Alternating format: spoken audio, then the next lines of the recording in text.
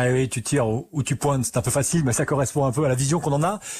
Sachez que la Fédération française de pétanque et de jeux provençal, c'est son nom complet, n'est pas la plus connue des fédérations sportives, et pourtant, elle est très importante, rappelle son président Joseph Cantarelli.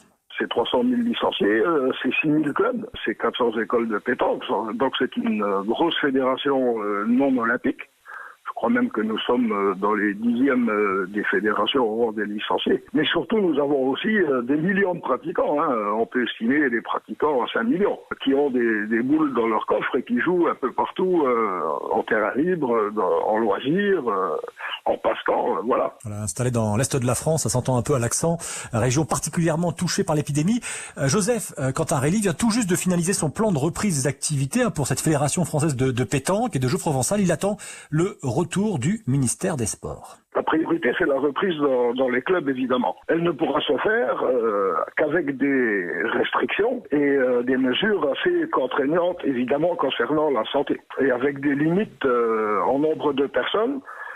Et c'est justement, nous attendons cette confirmation de notre ministre des Sports qui nous est promise normalement pour demain lundi, pour pouvoir communiquer à nos organes déconcentrés et nos clubs. Vous nous dites aussi, à Joseph Cantarelli, et c'est surprenant que la pétanque est considérée comme un sport de contact. Oui, nous sommes normalement considérés comme un sport collectif et de contact, quitte que le contact soit évidemment moindre qu'au judo, au karaté par exemple.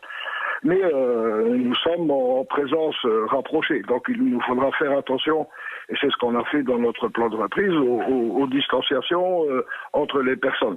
Mais nous pouvons, pratiquer en individuel. Ce qui veut dire pas de jeu en triplette à 3 contre 3. Oui, c'est bien sûr, le triplette est la base de la pratique de notre discipline. Je crois qu'avec les mesures annoncées et à venir, donc là on est dans le domaine du collectif, je crois pas que ce soit possible.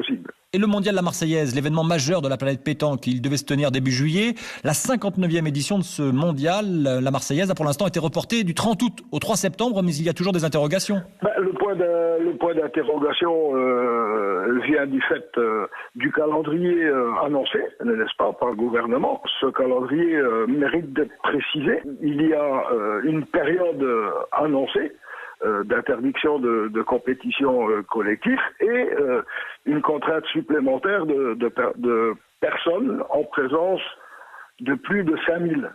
Donc c'est aussi ce genre de précision que nous attendons. Oui, bien évidemment, on va donner un ordre de grandeur. C'est 4000 triplettes, ça fait 12 000 joueurs plus le public. Donc on est en plein dans les grands événements. Ah oui, le mondial La Marseillaise, 150 000 spectateurs assistent chaque année en principe à cette épreuve. Joseph Cantarelli, le président de la Fédération française de pétanque et de jeux provençal, s'interroge aussi, Lionel, sur toutes les autres compétitions qui peuvent réunir plusieurs milliers de spectateurs. Quant aux conséquences financières, eh bien, il indique que des aides sont mises en place pour les clubs de pétanque et qu'une aide va aussi être apportée au personnel soignant.